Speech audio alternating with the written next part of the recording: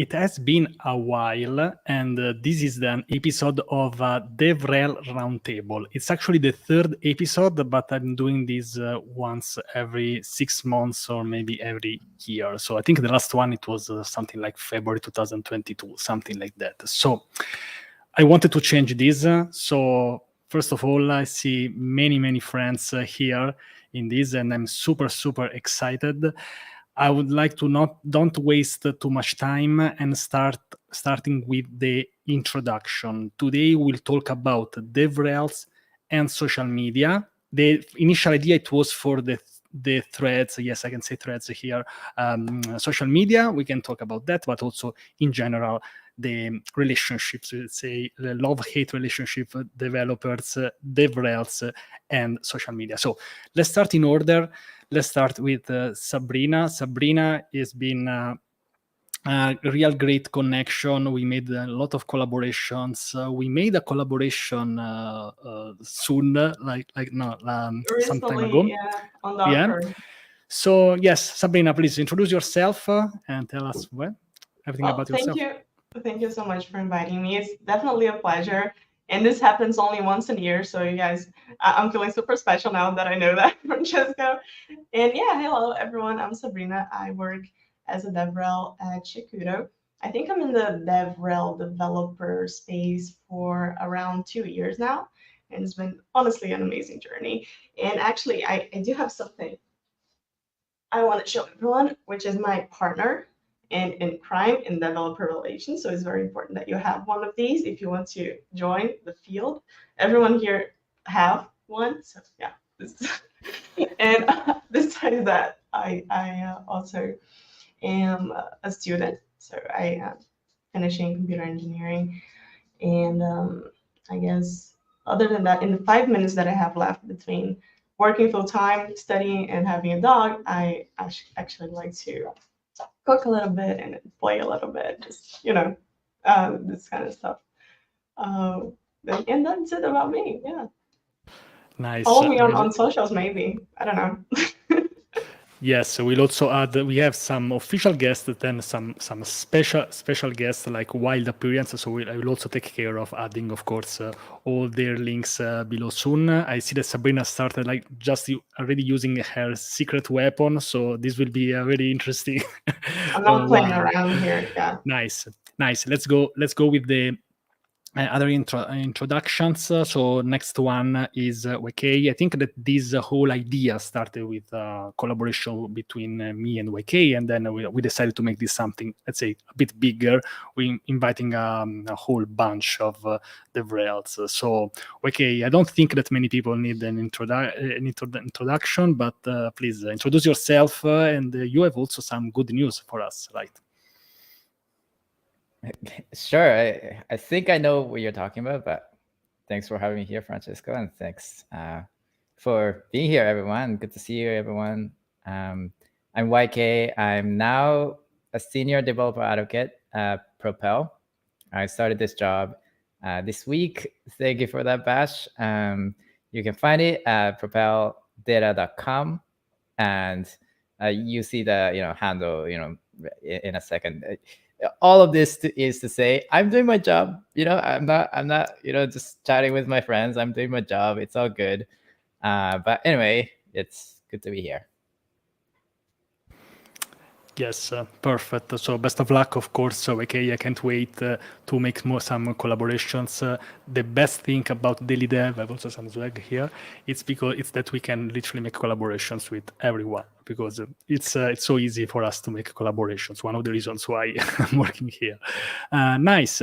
Let's go with the next one. So the next one is SudoBunni. I know her, but we didn't interact much. So we tried to make a couple of coffee chats, and then I don't know, we couldn't manage to make it. So I'm very happy to have you here. Please introduce yourself so we can get started. I owe you a coffee chat. I'm sorry. Life's been crazy. Hi everyone. I'm SudoBunni. Oh my god, where do I start? I'm a software developer. I love to code. I write a lot of Golang. I live stream on Twitch. I've been live streaming on Twitch for a few years. What year is it? I don't know, a while.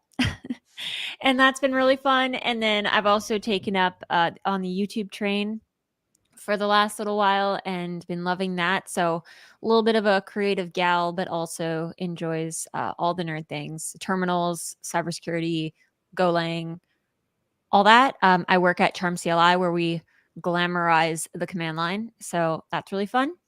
And I do developer relations at Charm. So I need all the front facing stuff is all me.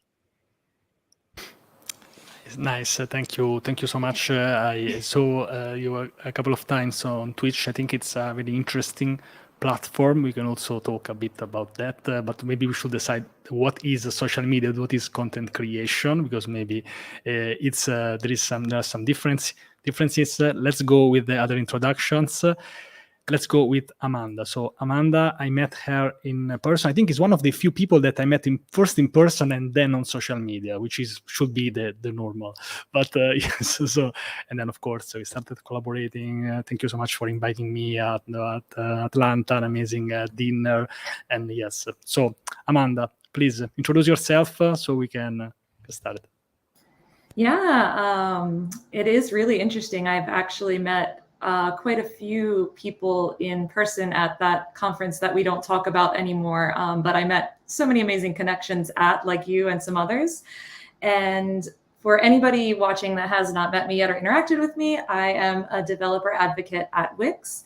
It just hit me that I will have been there for 2 years this year. So feels kind of crazy. I don't know that it feels like I've been doing this work for that long. I still feel like new to it some weeks and really crushing my job other weeks. So for Wix, I support, it's JavaScript based. So I'm kind of deep into more JavaScript knowledge, more web development, and kind of seeing, especially what a lot of agencies and freelancer type developers are doing and what they're interested in.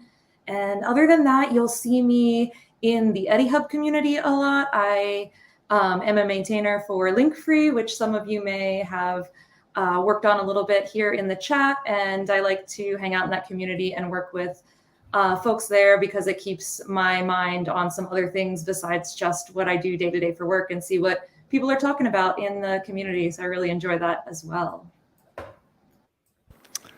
Nice. Thank you so much, Amanda. And also I see Kunal. Hi.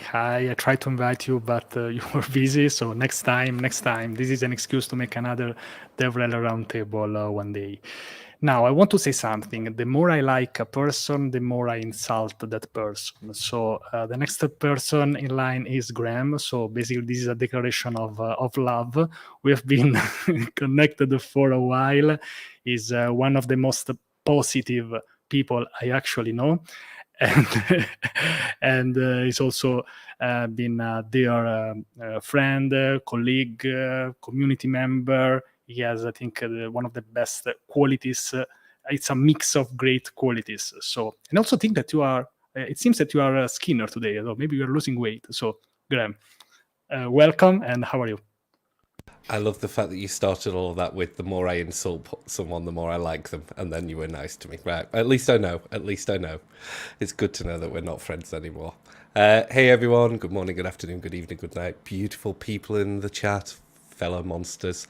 Yes, I am the imposter on this channel because I have never had the avocado after my name. I am a DevRel in waiting, and I am searching for a company. So most people think I'm a DevRel because you'll see me, especially if you're on Twitter, you'll see me absolutely everywhere there. But yes, I'm currently trying to move into DevRel, and I know we're going to end up saying nice things, but Francesco kind of opened my eyes to what sort of the job looks like and how to do it properly. So if we're saying nice things about each other to show how much we dislike each other, it's Francesco's fault that I want to pursue this career path. And then, yes, this was very kindly donated to the DevRel Connect community, something that I'm slowly building up, which is a Discord server for DevRels. So I'm on with slowly building that up. Everybody's in it bar Sabrina. So Sabrina, I'll catch you after and make sure that you come and join us in there. And yeah, obviously, I've met three of you in person. So 3 of you to go. And then I'll finally have completed the set. It's like Pokemon. Got to catch you all. Okay, so this is a race. I think for me it's a 3 also. So yes, we should work on this. So Nice. And now the next person in line, last not least, of course, Danny, an incredible person, full of energy. Really loved being connected with him, making selfies with him. He is great at handling spaces. Whatever he does, it always puts a lot of passion and energies. So really like his style. Danny, welcome in this DevRel Roundtable. Introduce yourself.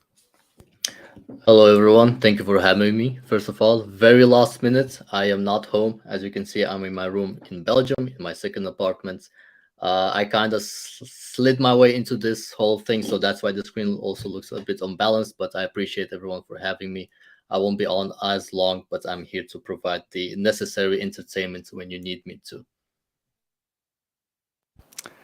Yes, so there is so I love making DevRels roundtables. The problem is that the introduction takes like 10 minutes, so 1 minute each. So this is what it is. So you have an introduction which is already more than 10 minutes. So I'd like to make this as a conversation, but feel free to drop your questions, putting a Q in square brackets. So later we can also answer some of them, or maybe all of them. By the way, hey, Katalin, Laila, you should be on the live stream and not in the chat. I don't know why you're there.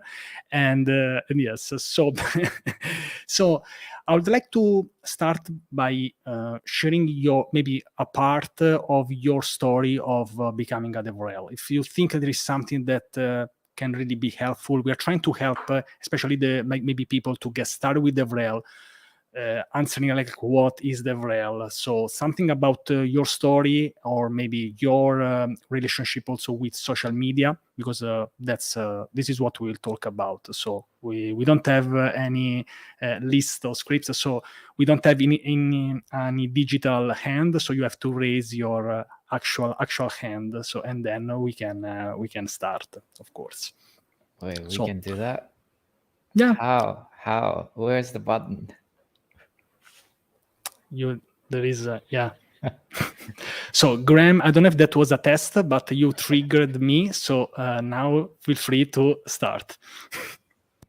That kind of is ironic after I just said I'm the imposter on stage. So how did I get into DevRel? I don't know. It's a story being written as we speak. Show up on random live streams, create some content, connect with people.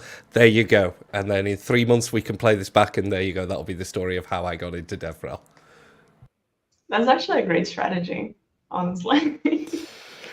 Yeah, I love this strategy, like being everywhere, and I think it's working. So nice. And yes, Laila, there is a link I sent you, and I think YK, you raised your hand. Maybe there was a glitch, because I saw the hand, and now I can see it anymore. It's working. But yeah. Yes. So yeah, please share something about your story. Sure.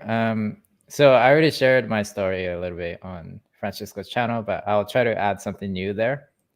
Basically, I started it on my own, being a developer advocate for myself. I didn't call myself that. It was called being a YouTuber on my channel called CS Dojo, educating developers. But it's essentially the same thing. Instead of advocating for a company, I was advocating for developers in general. And then I reached out to this company that was hiring for a different role. It was called social media manager. And I, through the process of interviewing with them, I said, can we call this position developer advocate? So that's how I became a developer advocate. I kind of made a position for myself. And for my current position, they were hiring for developer advocate. I asked them, can we call the position senior developer advocate? So I kind of promoted myself in a way. I mean, the pay was the same. So, I'm getting paid exactly the same as I would have, with a different title. But that's kind of, how I became a developer advocate. Nice, thank you. Go. I can go next. I think my journey into becoming a developer advocate is kind of similar. Started publishing content online. Companies started seeing that and then saying like, hey, maybe hop on a call with us. And that's exactly the case that happened with the company I'm in right now. It's kind of like they already see that you're doing the job, so they trust you already. So you don't have to prove yourself, because developer relations is a lot about putting stuff out there. It's a lot about making people see what you're doing. And when companies already see like that you're doing that, then well, you're already doing the job. So I guess this is kind of like similar to what YK was talking about.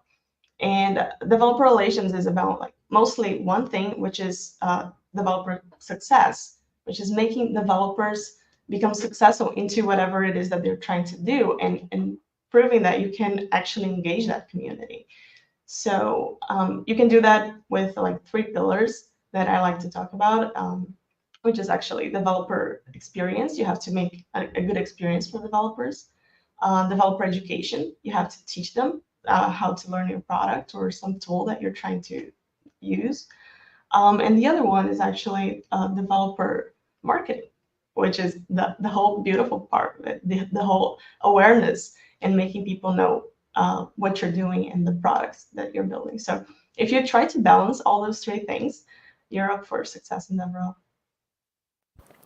Nice. Thank you so much, Sabrina. And first of all, thank you so much also for trying to put some divisions and explanations, because I think that DevRels is a big umbrella. It's like saying developer or doctor. Like, it's absolutely not enough. It's an area, big area. And yes, so thank you. And there are maybe slightly different definitions, but I like, to be honest, that there are slightly different definitions on how we define DevRel. I also made some videos. I asked people. They're all a bit slightly different, but I like all of them. We're already getting a lot of We're already getting a lot of questions, and but in the meanwhile, if someone else would like to share something about their story. Yes, Amanda. I'm going to share my story because I'd say mine is different than a lot of folks that I know that got into DevRel. When I was working as a developer for about, I guess, the past 5 years before I started this role, I was never on social media. You would have not seen me. I had a Twitter account, but I didn't use it. It wasn't even installed on my phone. I forgot about it. Didn't even know how to log into it. I was working and I would talk with people I know, and I would, obviously Google around for things that I needed.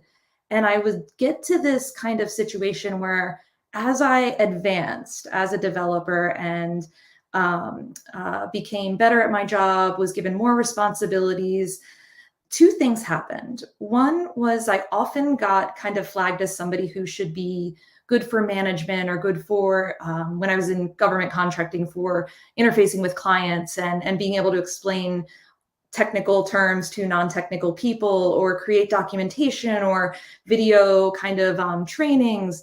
And then I also would get in kind of a mentorship position as we brought new junior developers onto the team, and would really get a lot of enjoyment out of helping them get to their like wins when you're first a junior developer and everything feels so overwhelming on the team.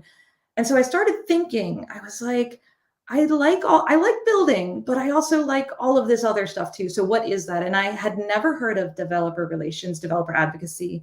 And so I started just Googling around because management didn't sit well with me at the time, still kind of doesn't sit well with something I want to do.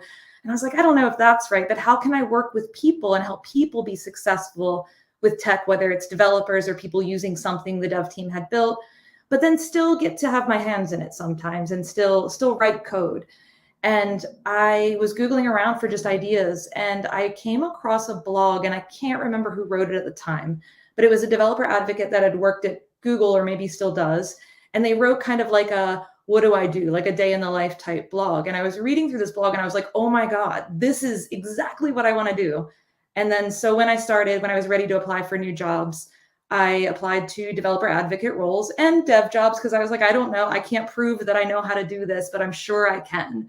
And honestly, so part of it was luck that I got an interview and was able to prove through their interview process, and also just talking a lot with the team, that I was the right fit. I didn't have content to show that was public. It was all private to the companies I worked with. So a slightly different path. I think it's probably a little bit more of a right place, right time path as well. So I'd say making the content is likely the better way to go, but it can happen in other ways too. Yeah, thank you so much, Amanda. I can share something super fast. For me, when I quit my previous job, I had my goal was not to become a DevRel. My goal was just to create content, be free, do whatever I want on social media, and YouTube. But after 3 months, basically, one of the people who was doing a collaboration for, it turned into a DevRel position, let's say naturally. It was also a very good offer. So I say, okay, so if they're paying me regularly for doing something that I like, so basically I really slipped into the DevRel role. Like it was not planned. It was more like someone liked what I was doing on, especially on YouTube and on social media. And they offered me to do this instead of doing just a single collaboration, to do this on a regular basis. Nice, amazing. We have some people on the backstage, but maybe before inviting him, Bashbani, do you want to add something about, tell us more about you? Yeah, for sure. Poor Denny. Get wrecked. Yeah, CS Dojo, by the way, I just want to like acknowledge the speakers that have just gone.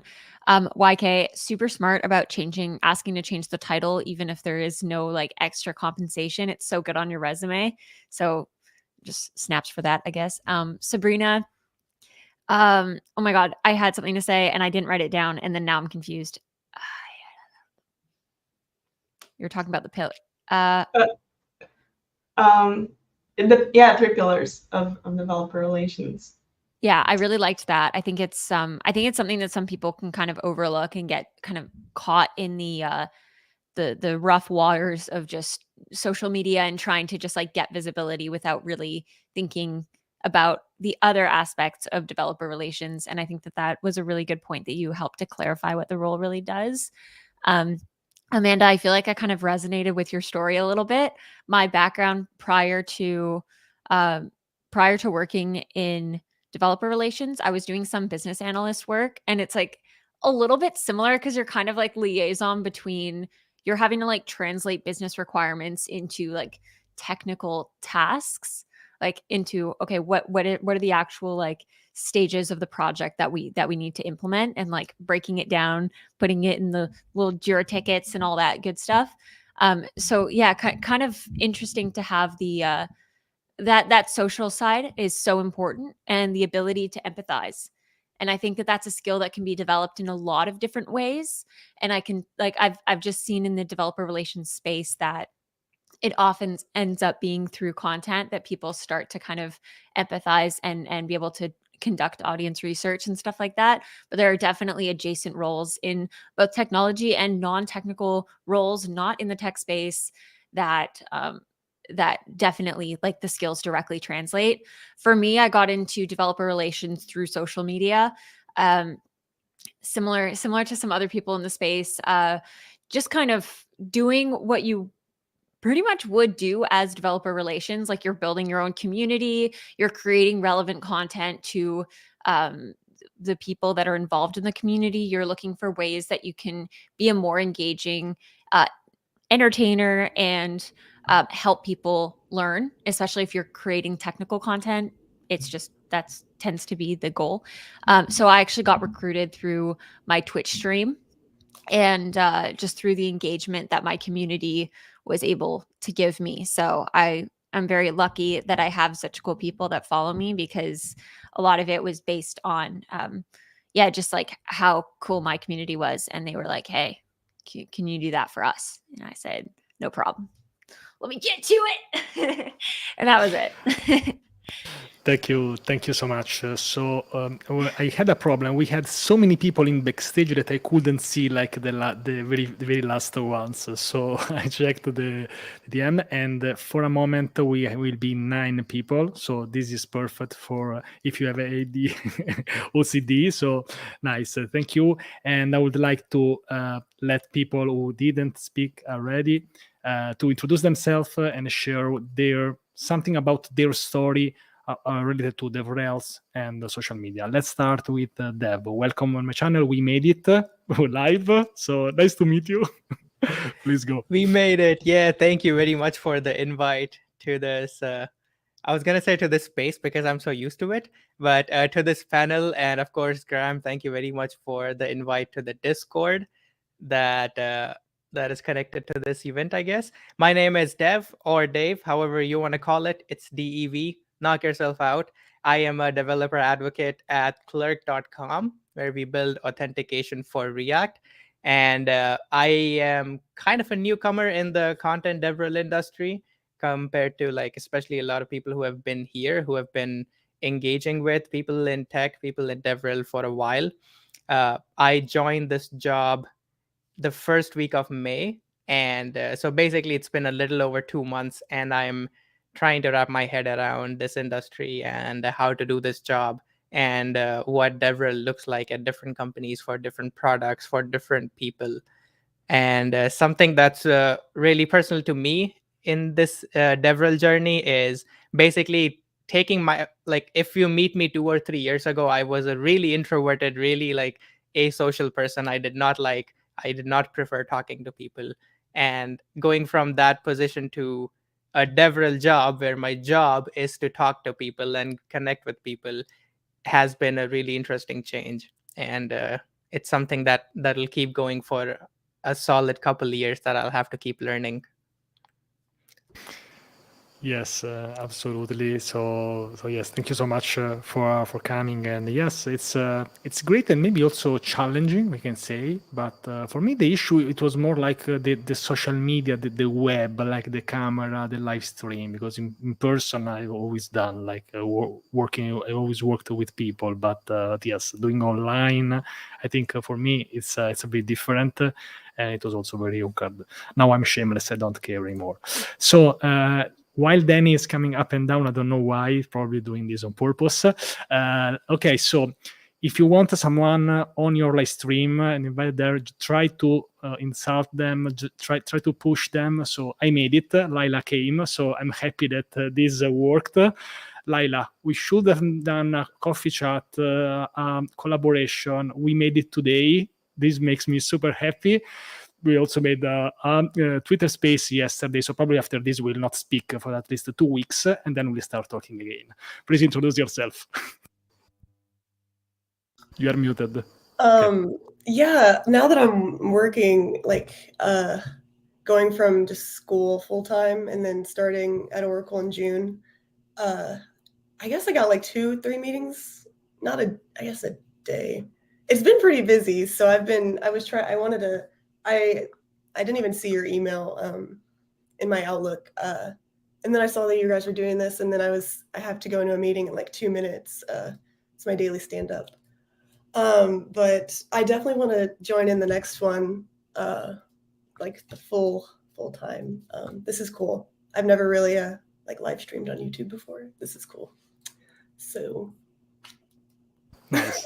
Thank you so much. Thank you so much, Laila. Stay with us. I don't know how much you can stay. I would like to go fast with Danny. If you want to share something about you and in your experience, and then let's go. You'll have to remind me what the question was while I was logging off and reconnecting and all that. Just quickly, please. Yes. So we are trying to share something, all of us, a bit about our experience. Direct experience with DevRels, and if you want, we can also start talking about social media if you want, if this helped or not, or I want to share some direct experiences.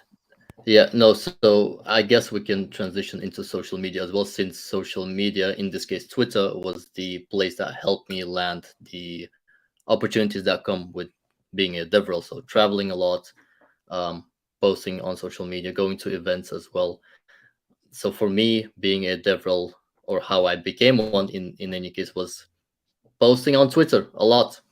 Posting on Twitter, hosting a lot of spaces, having a Discord community of developers as well, being interactive with people, making sure that I also bring value and help people land jobs, for example, as well. I did a lot of one-on-one calls with people. I guess Layla, bye, she left us forever.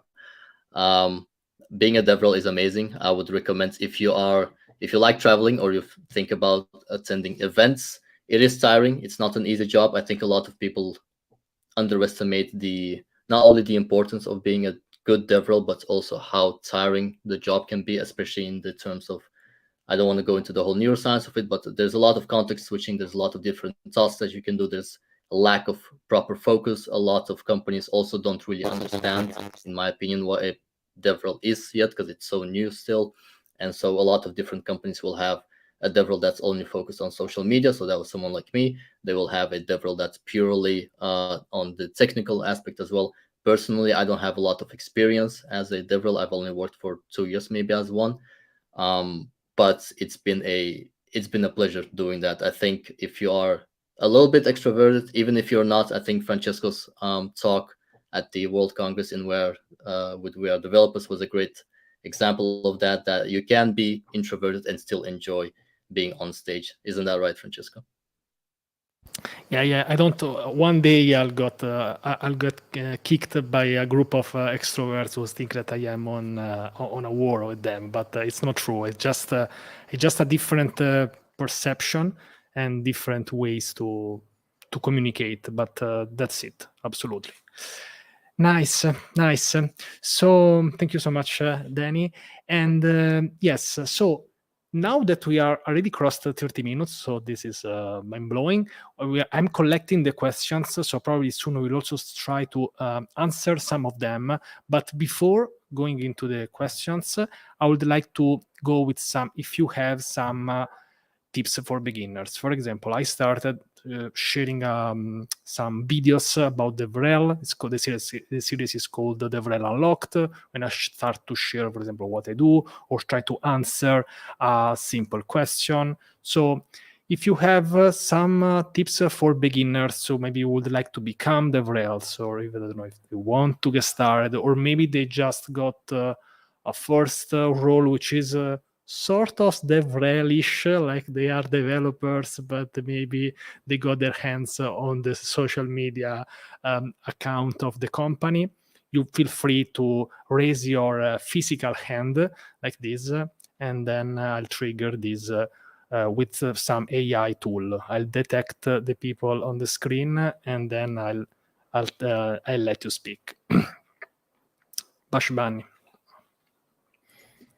So one tip that I always give people if they're looking for a job is like and I'm going to give this tip now, is to try and make it the least amount of risk for the company that might be hiring you. So for developer relations, you basically be a DevRel for yourself, like kind of be an advocate for your own brand and learn to do your audience research depending on what niche you're going to be in, and try and kind of emulate what your day-to-day would look like, your ideal day-to-day would look like as a developer relations person, to try and show companies that, hey, I'm already doing the job. Look at how good I am at it. And then they're going to really want to work with you. So that would be one of my tips for just getting into DevRel or just any job in general. With programming, it can be contributing to, you can be a maintainer of an open source project, and that's also showing that you can do all the things that a developer can do. Thank you, Vashwani, and really liked this because sometimes like maybe we try to overcomplicate things instead of like trying to be effective on what we have to do. Probably it's the best solution. My AI tool detected a hand by Amanda. I don't know if that's false positive. Yeah. So okay, Amanda, please go. So as I said before about how I got started, is I didn't start by posting. But what I can tell you is there's another kind of entrance way to do this kind of work for companies. And my company does a lot of partnerships with developer advocates or people out there in the space of tech that are providing a lot of value to the communities. And so one of the things that I do through just building relationships through social media, which is kind of my social media approach versus content creation, and it kind of ties into what Bashbani was saying about like knowing your audience and what you're trying to do and what kind of companies you want to attract, what's your niche.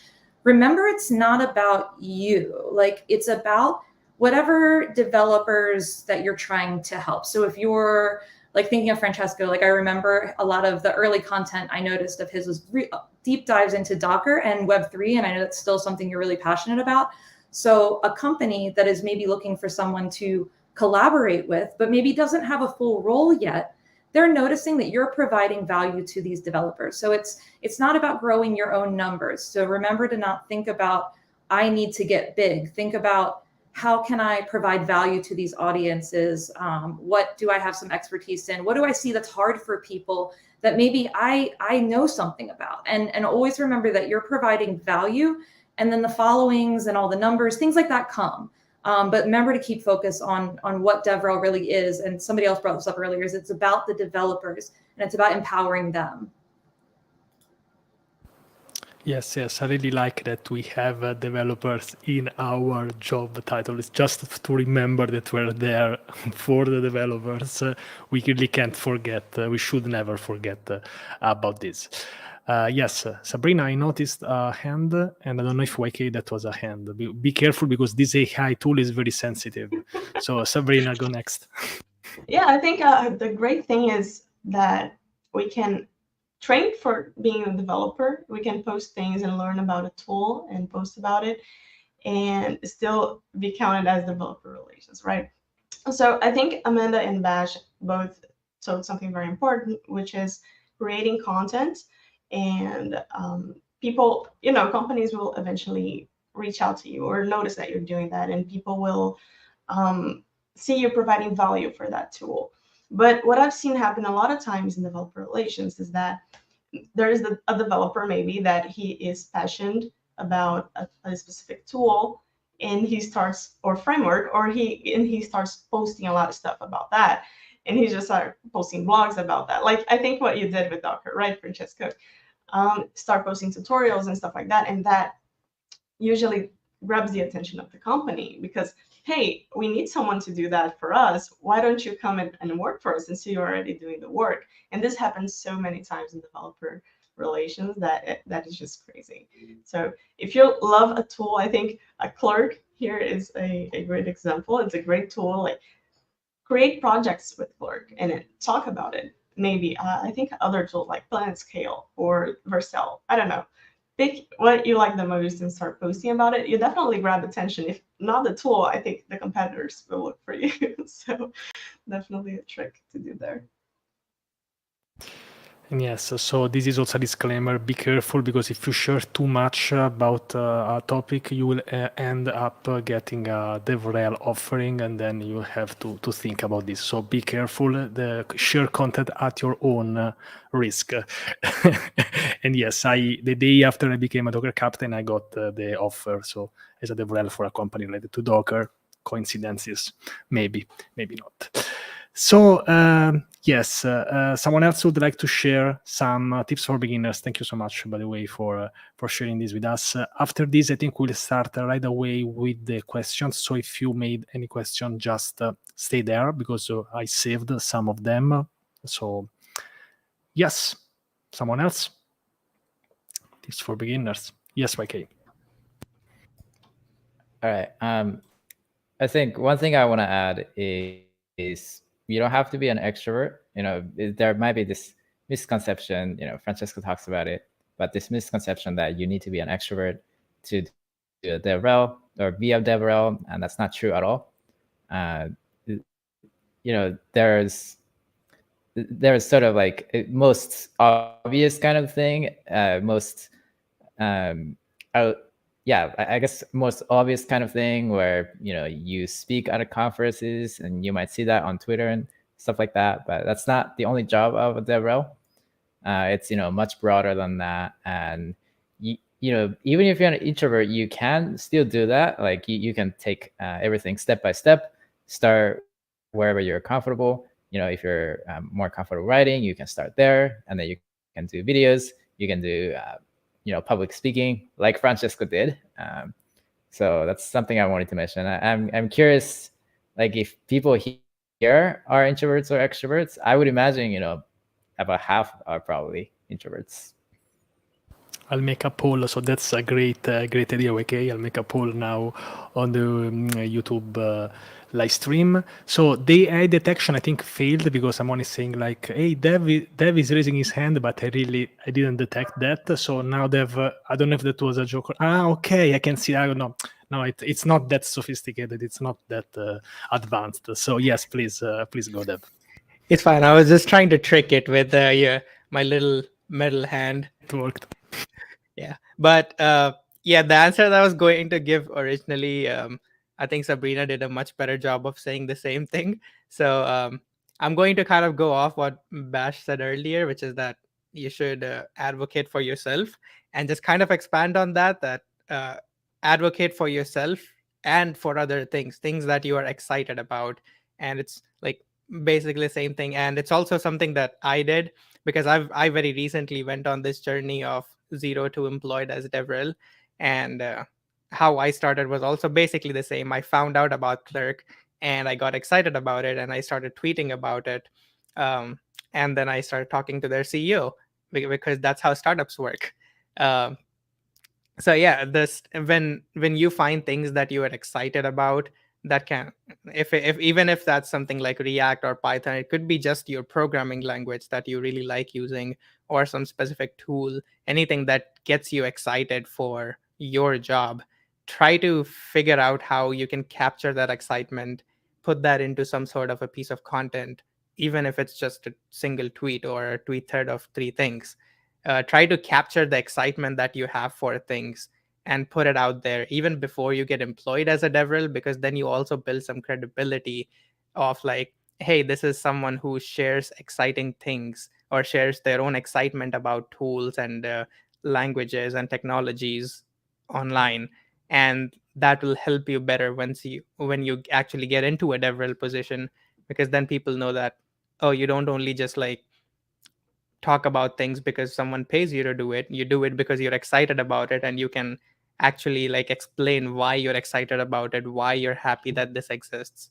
So that's really my tip that I try to follow every day. Thank you so much, Dev. And I would like to say thank you to Michael that who gifted 5 memberships on this channel. So thank you so much. You really appreciated. Now we also sparked some discussions on like what's an introvert, ambivert, gramavert. So there are like different definitions. And thank you so much also, Elder, for giving 10 memberships. So of course now I have to do something this month for memberships, for sure. This will be happen next week. Thank you. And nice. So I think that we can start with the questions, because I think that some of them were also in the questions that I wanted to ask. So I would like to start with this one, which is by Rajat. So there are many questions in one. So let's try to maybe choose some of them. So how can a DevRel help to connect developers? I really like the term. How necessary it is, and when do we need DevRel in a group of developers? So, okay, these are like there is enough to talk for 4 hours. Let's try to maybe summarize. But I like the concept of talking about connecting with developers if what you are doing makes sense. Basically, is the second one, and also the when. So the when, the how, and the I don't know. So yeah, would like to share some ideas about this. You have we have 3 questions for 8 people, so it's plenty. I think Graham was first. I was giving opportunity for others to go, but here we go. Right. How can you help connect developers better? We can answer that one very easily. Pay attention to who they are, and if they say, hey, I'd love to speak to someone who does this, try and put people together. That's just networking in general. So in terms of connecting developers, it's about paying attention to people, seeing what their needs are, see who you think would gel together, and then you can help people make some friends. How necessary is it? Depends very much on the company. For some companies, very, very, very necessary. For others, maybe not so much. I think the more complex the product, or the more really deep rooted in the developer community the product is, so if it's a product for developers, like a developer tool, DevRel's an essential part of it, because you need the two-way communication with the company, you need the awareness, you need the customer support aspects, everything like that. And then finally, when do you need a DevRel in a group of developers? When people start having questions. It's when people need support, have questions. That's basically what DevRels are there for, depending on what type of DevRel you are, because this started as a stream on DevRels and social media, but we've already gone very broad. So it's both of those depends on the company, depends on your audience, depends if you need to build a community, depends if you need support, depends how complicated the product is. So it depends. Is that a good answer? I don't know. So it's always a good answer in many different situations, especially when there is some production sign something is not working. So I've used that a lot in the past, and I still use it. Nice. I think YK I detected a hand before. So yes. So you are trying to make my life harder because you don't have a digital hand that you can keep raised. So now you are turning it on and turning it off. Okay. Joking. YK. Yes. Go.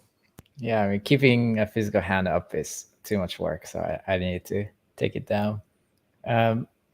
So to add a little bit of context to what Graham was saying, to answer the last question, when do we need DevRel in a group of developers?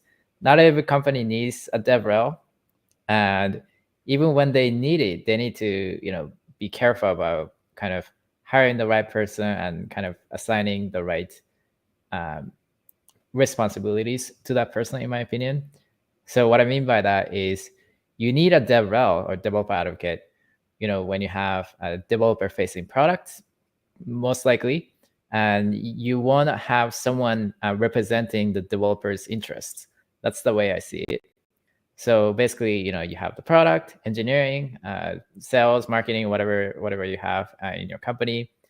And let's say, the CEO decides, okay, I feel like, we have this product, but the documentation needs to be a little bit better.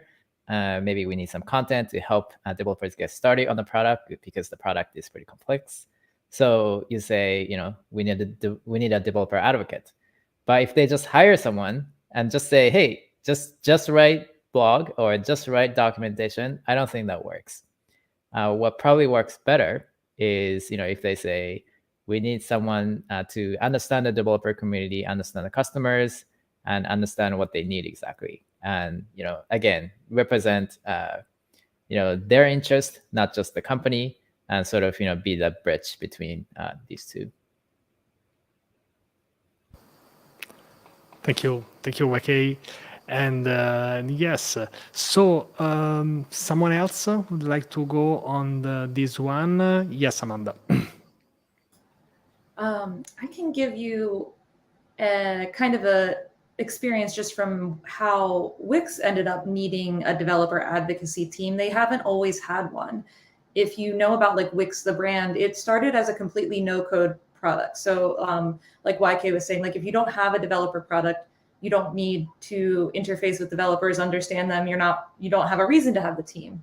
But at some point, I believe it was 2017, they started expanding into being a developer product and became more and more mature, but nobody knew about it because they already knew that Wix was a no-code product. So developers weren't thinking about Wix. So a few things happened. The developers that did end up in our spaces that we had available, maybe forums, they had questions, and there wasn't kind of a team or anybody that really understood and was talking to these developers about what they needed. And then also, since Wix had just recently started into the developer space, especially in the early stages, they needed to know, well, what are we doing? What do people that are now building on our product in this way, what do they need? We need to now understand this customer better too. And are we making the right decisions for them?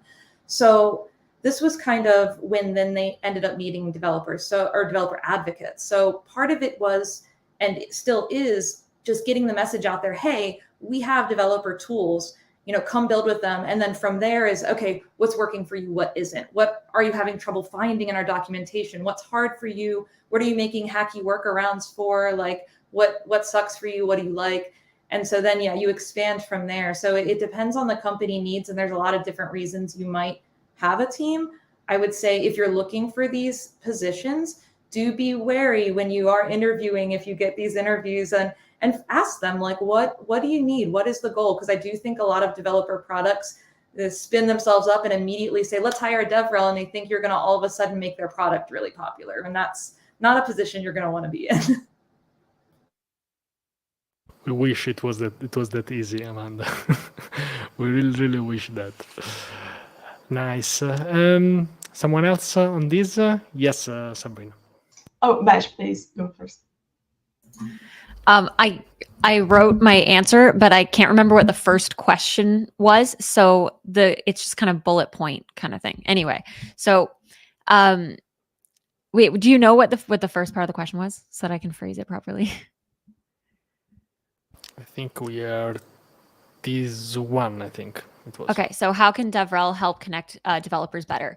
So I would say by creating a culture that they resonate with. The community dictates engagement and how dedicated they are in supporting any given product, including through social media and stuff like that. So your community can actually act as advocates for your company, and you are the one who needs to kind of like lay the foundation for that. If the dev team chimes in for with the community, if they're really active, maybe in the Discord or like on social media, they like kind of delegate posts and stuff like that. It becomes a little bit less necessary, just because it's being kind of expended onto other people instead of having one dedicated person for it. For marketing, you could also just outsource to sponsored content, but I would say DevRel would be most needed when you want to build a really strong brand and community and have someone dedicated to supporting not only the community of developers, but the developers that are actually building the product. And if you're looking for someone to conduct audience research that can contribute to product development based on the community needs and what trends they're seeing online, and DevRel is very valuable for that. So I think it would depend a lot on the stage that the company is at and kind of what the goals are on whether DevRel is a good fit for the company. I love that, and that's very aligned with some of my deep thoughts about DevRels, that we should like create more developer advocates and lead them in the company. So yeah, I really love that. And yes, so Sabrina. I do agree. Like, this is a question that we can go on for hours as developer advocates, just talking about all the stuff. And we had amazing, very smart answers here. So I thought about giving a dumb answer to this question, which is I think developer advocates are, just to answer the whole thing in a very simple way, it's like they are the life of the party. So if you imagine a party which a lot of people are just maybe not that great, people are kind of like in the corner, not talking too much to each other, maybe just the small group talking between themselves, and then you try to make that happen and make it a great party. And there are people who are paid to do that in parties because they are great at making parties become more alive. And I think this is what developer advocates or developer relations does for products and for companies. They create this hype, and people are more excited and more connected, and they in the end work together. Obviously, there are many nuances to what I'm just saying, but maybe this is a dumb way to look at it. Really love that, and I agree that we can really go for hours, but we're not joking. So now I have to stop them, because otherwise this is gonna last really for hours. I would like to go on some other questions, and let's try to answer to them maybe with the lens of like the social media part. There is this very good one by Lawrence, which is about getting a good fit from a candidate perspective. So because I also had this issue. For example, I switched my company that I work for as a DevRel. So how do you decide that that company and is a good fit for you? So because every company handles their developer advocate team different, because they have different needs.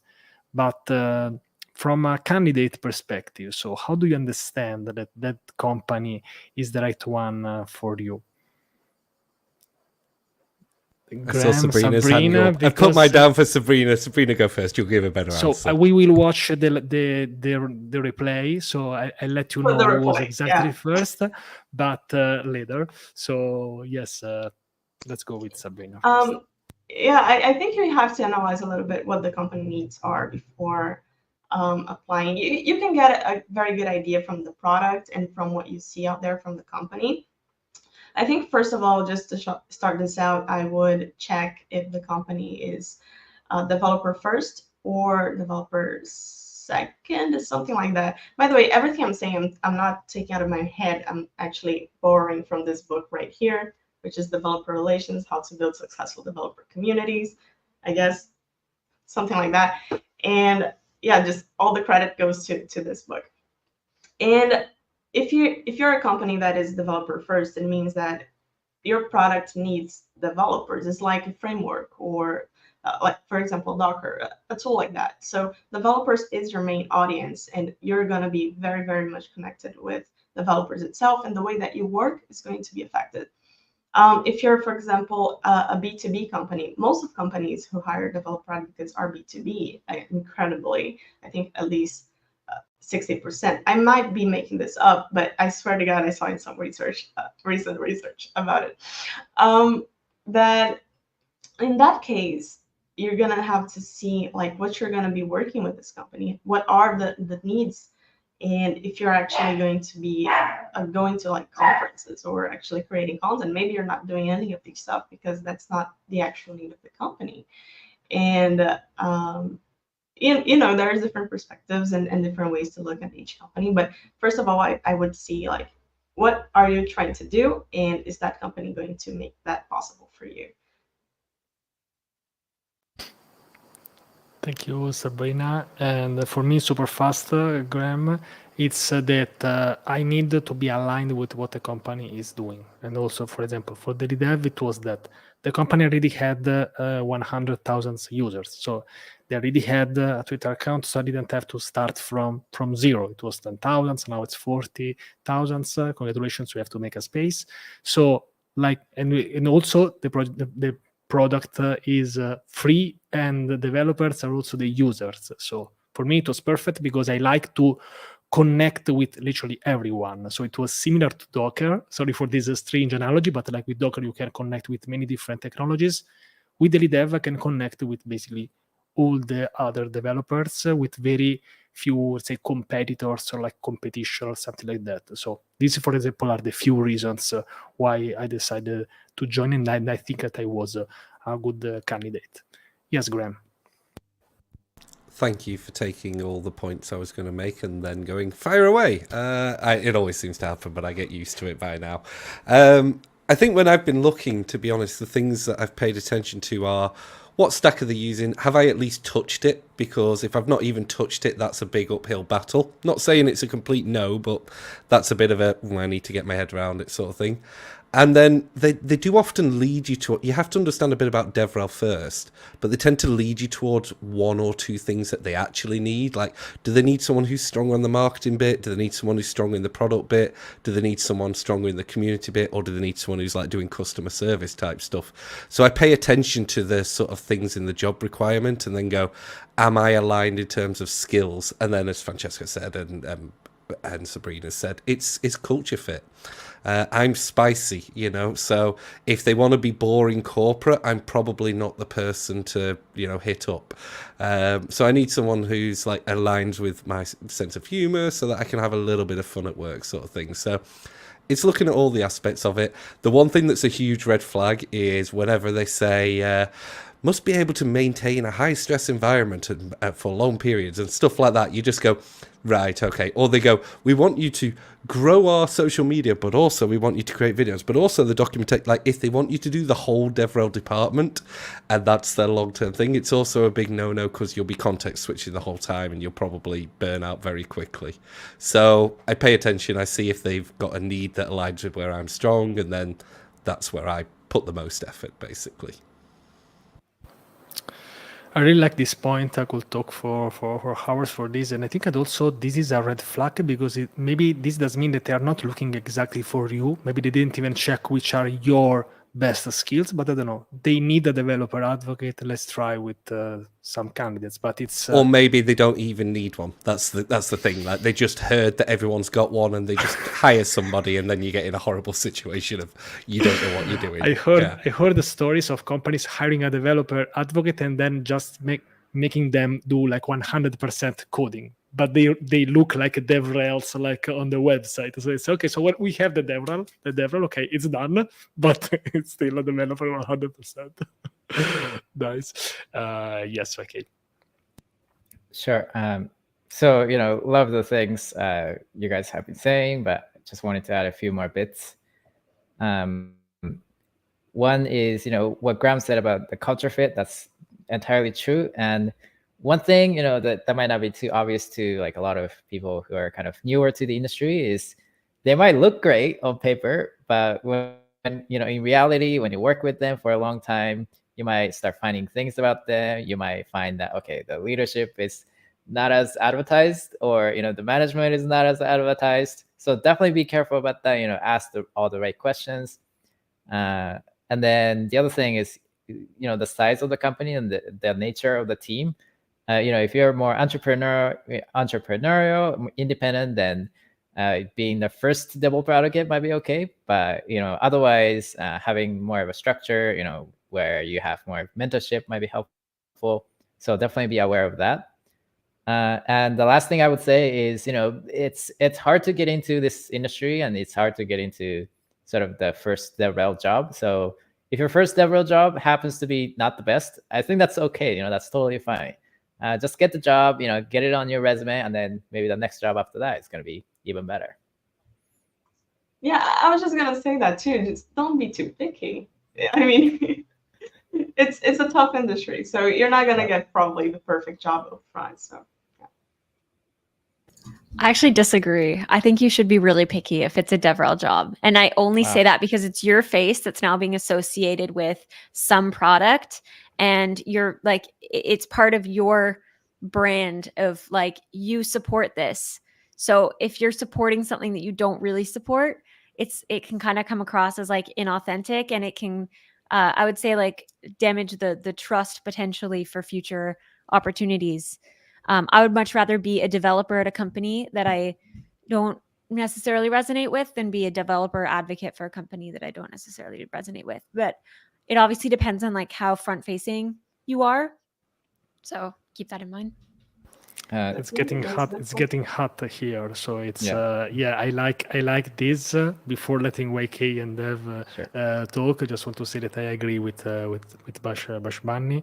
If you advocate for a company you don't like, you are in basically what I call Dev hell. So basically advocating for something you don't like, which is a nightmare. Because maybe even if you hate a company, you can still close a PR, make an issue, get your money, and get and go on the beach.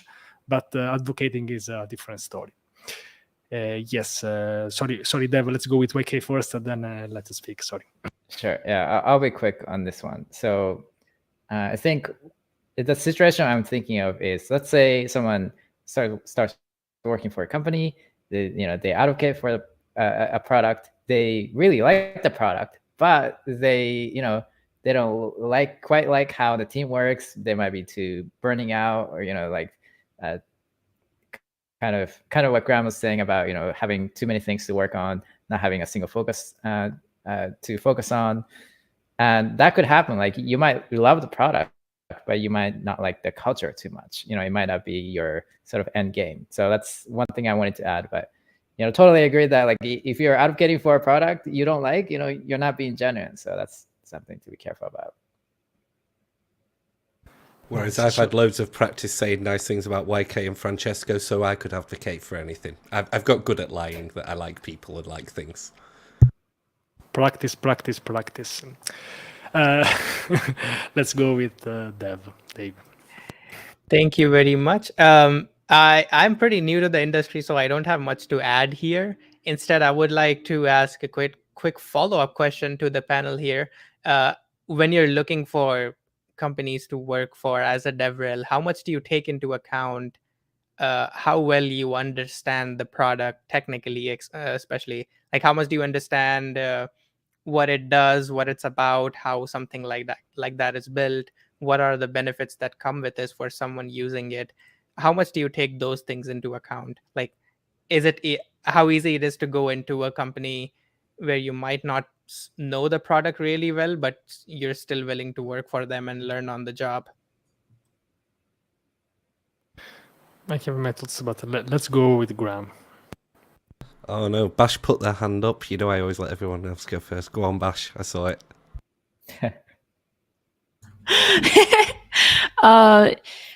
Yeah, so that's kind of what the onboarding process is for. I think that if you're interested in the company itself, what they represent, what products they have, like, I'd imagine you have some level of familiarity with it. If you don't, you'd probably brush up on that before the interview. And then from there you can kind of decide, okay, is this something that I would actually want to dedicate like 40 hours a week or more into like doing a deep dive on and understanding the nitty gritty of how it works under the hood. But I definitely think that's what the onboarding process is for. Like usually I think it's I think they say in the industry it's like 3 months or sometimes even up to 6 months before you can say that you fully understand the code base and like all of the features that go into that.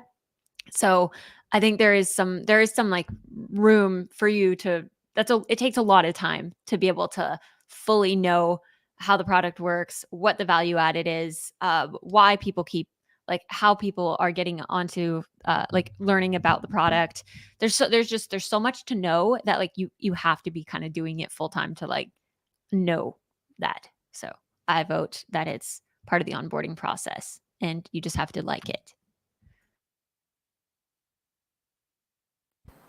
Go, Graham. Oh no, I saw Amanda's hand. Told you I'm going to keep doing this. You put your hand up just in time. Go on. Are we just trying to all troll Graham? Because keep raising your hands. Like I'll let you know when I'm about done. So yes, I fully agree with Bash. Like it is not your responsibility to do a deep dive on every little intricacy of a tool to apply for a job.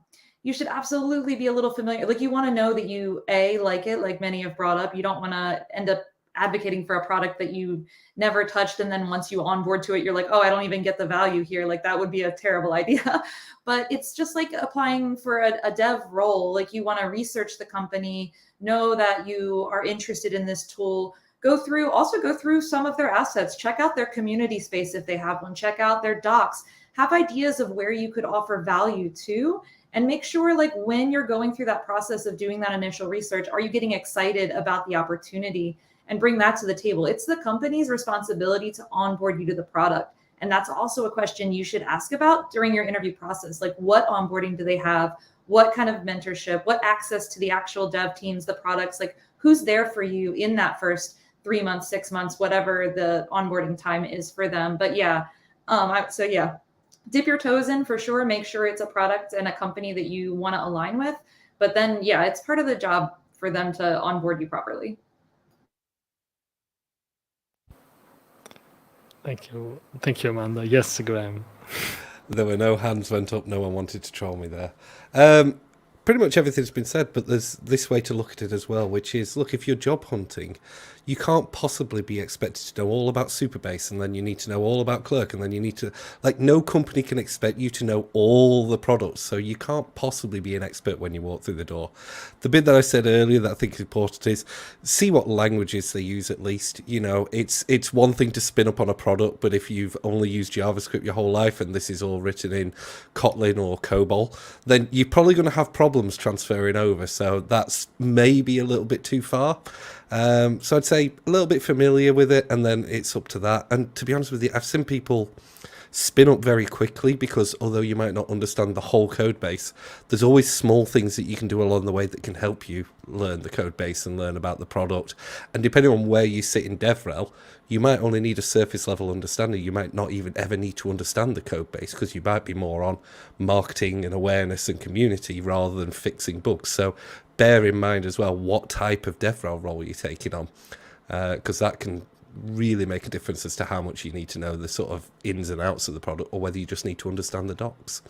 So as with every answer I've given today, it depends. It's going to be my recurring theme for the rest of the stream. Yes, Graham has been officially proclaimed as the senior here, because usually it's the senior you always say. It depends. So don't take this as an insult. I say senior, not old. So you're older than me. Just bear that in mind. I know. Okay, so let's focus on the DevRel stuff. I saw YK trying to trigger the AI detector. Yeah. Yes. Yeah. If it's okay, just quickly. I think it used to be that you want to work at a company where you're at least somewhat familiar with the tech. You know, obviously not 100%. You know, if you're looking at, let's say, a company that uses Postgres and SQL, you might want to be familiar with those tech. But you know, this might be a spicy take, but I think it's different now because of, you know, GPT-4 and ChatGPT.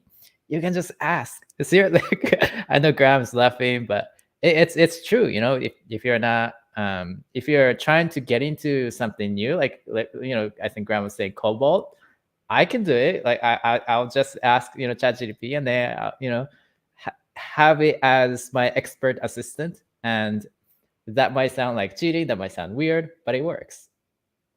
Except for COBOL, that's why I picked it. You'd fall over. It doesn't know any COBOL. I've tried it. Really? Wow. So, by the way, 1 hour and 10 minutes before mentioning ChatGPT. I think that's a world record in tech in the last 8 months. So, kudos to all of us. Thank you so much to contribute to this world record. I think Bash has something to say. Yes, go. Just super quick. Another thing is that if you're going in and you don't know the product super well, actually the onboarding experience of like where you struggle to learn it is really, really, really, really valuable as information as the developer relations person, because it's now your job to fix all of those. So if anything, it might actually be good that you aren't super advanced in the product when you get hired. So that's just a little sprinkle of something. Nice. So you know, when in a Twitter space you have like so many people raising their hand that we don't have time. While we answer to one, we get 3 more hands. Here it's even worse. We're getting like 10, 20 questions. So I don't know how this is doable. We also have to close in max 15 minutes. So let's try to scroll with some of them. And maybe if you want, you can raise your hand. Let's try. I try to stick to the questions that are more related to the DevRel and the social media. Probably today we also went a bit more wide because it has been a while for me doing a DevRel Roundtable. So you know, when you come back, there is like so many things that we want to talk about. I can totally understand. And yes, so let me try to find one. So we have this one by Kropali. Fan of Kropali, by the way. I am someone who enjoys creating written audio content and meeting people in real life, but I don't enjoy getting in front of the camera. Is it okay to not have vid content as DevRel? And maybe we can connect this to the fact of like the social media, because let's say that Kropali says that she likes to focus on the content creation, the meeting in person, but basically a bit less like this say a bit shy in front of the camera. And yes, so would like to go? No, not Graham again. Graham is like the smart kid in the classroom, like someone else. Let's go with Sabrina. Bash raised her hand first. Go ahead. No, go Sabrina, then I go back to Bash. Yeah. Okay, I was just saying that because I forgot what I was going to answer. I was laughing. Okay, I think content, and when you think about that, when you think about content, it's much bigger than that. So even just content itself, even like it's blog, video content, or social media content, is all up to the company that you're going to be working for. It's not going to be necessarily I think a requirement for entering the space or for becoming a DevRel. I think, like I was saying, just bringing back what I was saying at the beginning, it's about the developer's success. So if you're able to make developers succeed in some way with your product, and if you're able to make them aware that you exist in any way possible, that already counts as DevRel. And that can be with GitHub, maybe with creating open source projects, or blogging, like you said, or maybe conferences. But you know, you don't have to. It depends on what you're trying to do and the audience you're trying to reach, and the necessities that your company have. So definitely, I don't think that's a requirement at all for being a DevRel. Yeah, go Pashman. I was just going to say, look at Firebase. Firebase is a YouTube channel for anyone who doesn't know. They don't show their face ever. They've got millions, I think, of subscribers. They're a very, very successful channel. You don't have to show your face on camera. You can just be operating behind the scenes and have a nice artistic touch, I think, is more valuable than anything. Being able to tell a good, compelling story and being able to support that. Sometimes that'll be through your face and your expressions, and like you are the one telling the story. Sometimes that'll be through imagery and things that also align with the company's brand. So that's what I would say. Yes, thank you. I think it's more about the format. Yes, who would like to go next? I saw YK for literally it was 1 second this time, so I was like, I don't know how I can. Graham, you have to wait. You are the nerd kid in the classroom. Go, YK. Yeah, it's just quickly for this question, Bash is totally right. It's not about you. So I think the reason why people show their face on the camera from a YouTuber's perspective is because it's easier. You don't have to like create an avatar or an animation. You can just move yourself, and that's your moving thing on the screen. But that's 100% not necessary. One alternative is to use animation and stuff like that. And another alternative when you become more senior is just to hire someone else and to, kind of be the director instead of the actor. Maybe help them write a script and stuff like that. Have them be the person on the camera, but you don't have to be that person necessarily. Okay, now Graham can go. Maybe I don't want to. Maybe I don't want to go anymore. Maybe I've had enough of you all bullying me. Oh, yeah, Amanda's got it about right. Yeah, no, I'm not even joking. I'm going to be spicy here, and I'm going to be quick. Kripali, if it's just social media, the short answer is no. You won't get into DevRel just doing written content if you are looking after social media. But if you want to get into DevRel and you don't want to appear on camera, there are hundreds of things you can be doing. You can definitely get a job. So that's where the distinction is. Like, you've got the dogs, you've got plenty of written content, blogging, you name it. There's 100 ways that you can be a very effective DevRel without ever appearing on a camera or people even knowing your name, to be honest with you. You could even just be doing support and no one knows you outside of your community. So hopefully that answers that one. Yeah, you know what? I feel like I should just keep making stuff up for the next 10 minutes because you won't let me talk ever again. But I won't. I'll yield the mic. Oh, and Bash, it's Fireship, not Firebase. Because if Yuri had been here, then she would have had you. She would have had you then. Sorry about that. There's a better base, everyone. I haven't had any caffeine today, so just leave me be, okay? I'll take you out. That sounds like a deal. This video is not sponsored by Firebase or Fireship, by the way, for what I know.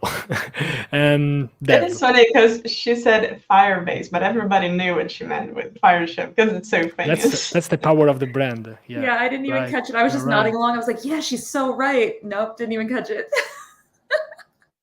I only caught it because Yuri was going to come on the stream but couldn't make it, and I was like, if Yuri had heard that, because she's at the other base, she's at the super one, so she would have been like, no, you can't say that name, it's wrong. To be fair, I'm actually just making sure that we're getting good engagement, okay? I just got to say something wrong every once in a while so that people correct me in the chat, okay? And now Bashban is showing their real streamer power, absolutely 100%. Pro streamer. Yes. So I think it was Dave and then Amanda. And then we start to wrap up because I have a hard stop in 10 minutes. Yeah, Fireship was a great example that Bash brought up. And there are these amazing YouTubers that make great content. Someone like Kurskizak, which is a heavily animated explainer videos on scientific concepts. And there's so much on video content that can be done without ever showing your face. And honestly, if you don't want to show your face, it might make some aspects of making content easier because you don't have to worry about having a great camera, having a good background, making sure you're presentable, making sure lighting is set up correctly. There are so many pieces of headache that get removed if you decide that, yeah, I just don't want to show my face. And then what you can do is that you can it unlocks kind of a creativity in a different aspect, and that's something that I've been trying to figure out for quite a while. If you have seen any of my YouTube videos, you might have seen that I try to put a lot of effort into the visuals that any animations, any graphs, any things like that that I try to put on videos. And I think having having those visuals is a great way to get some of your points across, and it's going to be better than what you can do with your face and with your hands. So yeah, if you don't want to show your face, that's fine. There's still like sky's the limit for video content, and so of course social media as well. Yeah, absolutely. I just want to say to Krupali super fast that this might be a limitation in some ways at some point. So I will try because, and I think there we can appear on camera on different ways. So we can have our own style. We don't have to be super explosive on the day one. We can find our own style, and some people will like it anyway. But I mean, that's all just my perception. Maybe we don't want, maybe we really like a job. It's just maybe you have to appear on a video once every 6 months. I think it should be okay. Yes, Amanda. Yeah, I just wanted to say quickly, I know we need to wrap up soon, but I would also explore that feeling, Krupali, and see, not necessarily that you'll have to do it all the time, but it does come up that you'll have to be on video. And especially, it can be company dependent. Absolutely advocate for yourself and be like, I think I can be successful with our video content without that. But especially if you're really new to the profession and the company is dead set on having your face as part of the videos, I hate seeing myself on camera. It's my least favorite thing. But when we do content or workshops or webinars, you know, they want this relatable presence there too, this human presence. And it's just, some companies aren't necessarily going to give in. So you maybe don't look for jobs that have a high value on that type of video content where your face is there. But I would also look into, like, this is a lot of times part of the job, and we're not going to love every single piece of our job. So hopefully you'll get the opportunity to make the kind of video content you're most comfortable with, and you can show that it's successful. But I do think that it's potentially part of your job at a lot of companies to have your face on some video assets here and there. I agree. I absolutely agree. So I'm super happy that I finally came back on doing this DevRel Roundtable. You know, when you think like, why I haven't done this before? So it's one of those moments. So when you question yourself that way, it means that you are doing something right. So let's start to wrap up this first DevRel Roundtable episode reloaded. I don't know how to call it. And maybe if you want to share some final thoughts, you can raise your hand, and maybe we can focus a bit more on the main topic, which is the relation with social media, with DevRel. So if you want to share some final thoughts, or maybe an example of what happened to you, of what you think might be useful for a person to get into DevRel, or maybe improve as a DevRel developer advocate using social media. So let's start to this is the Italian gesture for, like, let's just to wrap it up. Yes, Graham. We have also text detection, so we detected this by text. So do you want to go first? And YK and Bashbani went at the exact same millisecond. It was I never saw a synced hand raised in my life. So yes, Graham.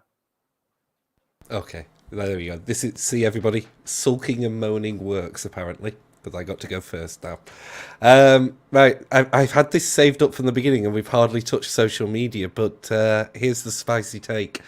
If you take a DevRel job and basically all you're doing is social media, you should be worried, because that isn't a DevRel's role. That is a social media manager's role.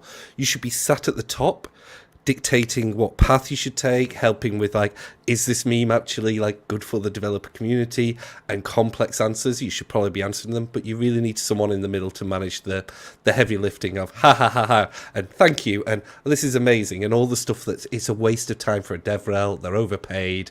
They should be doing other things that are actually worth the time. So there's my spicy take on the whole social media DevRel thing.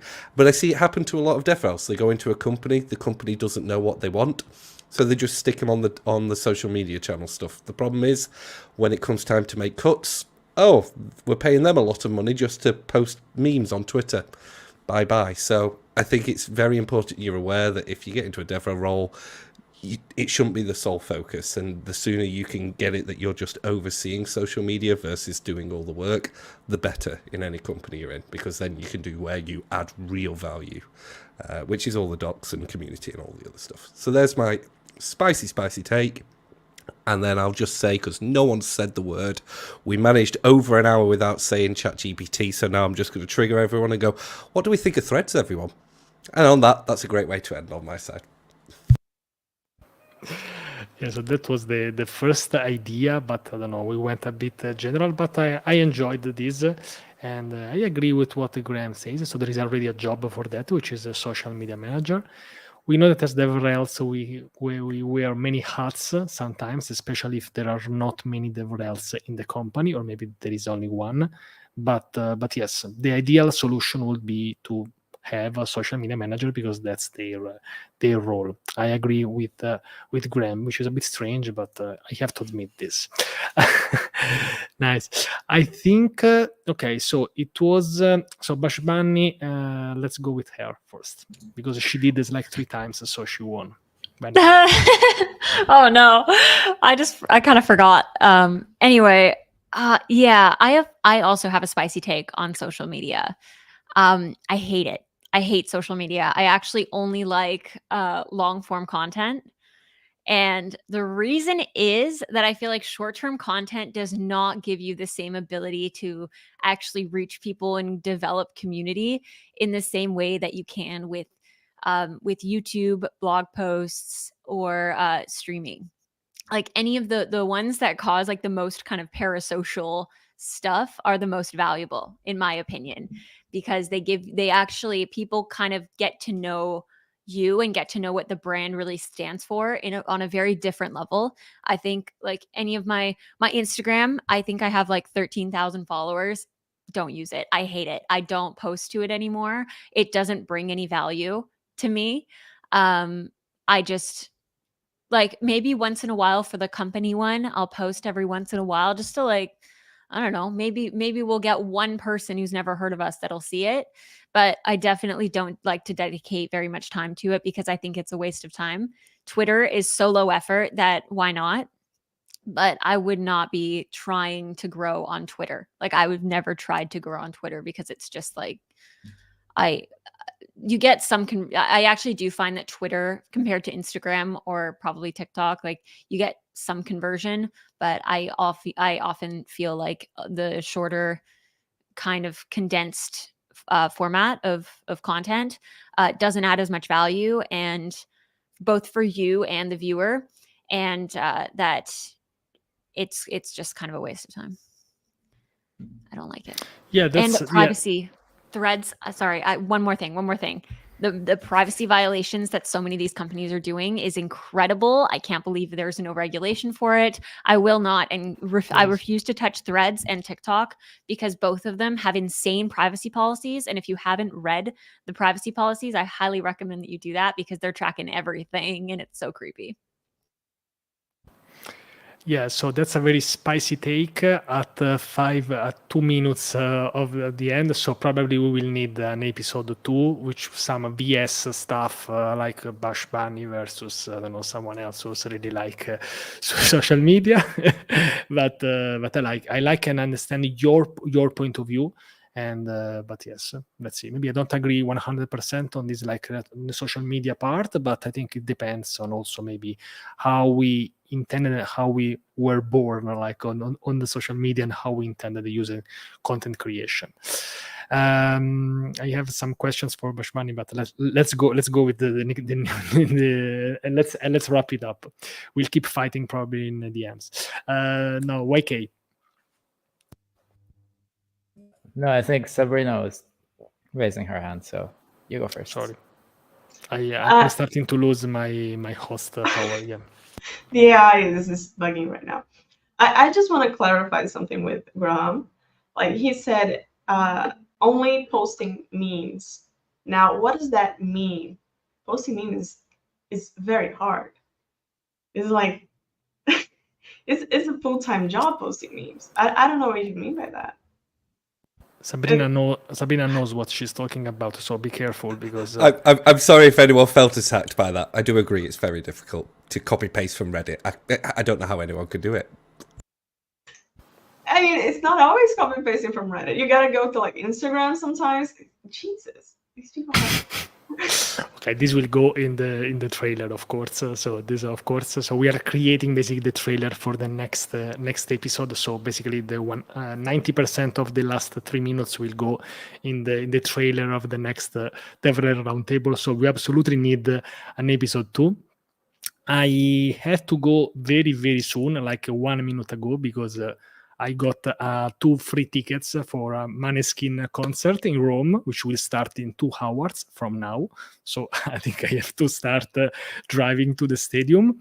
So yes, so I would like to really thank all the amazing people who joined. I think we really sparked so many great conversations. We would like to have maybe more of you, maybe again here. Maybe I can try to do this a little bit more frequently, because I think that it's really great to make. You can say when you make like a live stream with like people working and engaging with developers, because we really had a very great conversation. Thank you so much. And yes, so I'll add all the links, probably make an edited version of this video. And yes, so we are back with the DevRel Roundtable. Super happy about this. Thank you so much also, YK, for the idea. Graham and the DevRel Connect community to help me organizing it. All the people who jumped here, helping me also with the organization and stuff, promotion of this, and so on. So I think we are set. I'm also on vacation officially for 9 days now, so I can literally live my best life for a while. Going to the conference, other stuff. So what else? We want to say something, and then we can wrap up, and I literally run to the stadium by car, of course. Literally, the one thing I want to say is, if anybody is at the We Are Devs World Congress next week, DM me on Twitter. I'm there. I'm emceeing it, so should be fun. I'd love to see anybody there who's going already. So I know Francesco's there, but I want to see people who I care about. So somebody else let me know if they're there. Absolutely. So I totally understand this, Graham. This looks like a good conference, but I'll probably check it out, and probably I'll come there too. Absolutely. Yeah, just for context, I'll be there talking. Nice. Perfect. Bye, everyone. Thank you so much for joining, and see you. I don't know. I will not make a promise, but I'll try to make this more regularly, more than once a year. Not that hard. Thank you so much. Bye, everyone. Bye. Broadcast.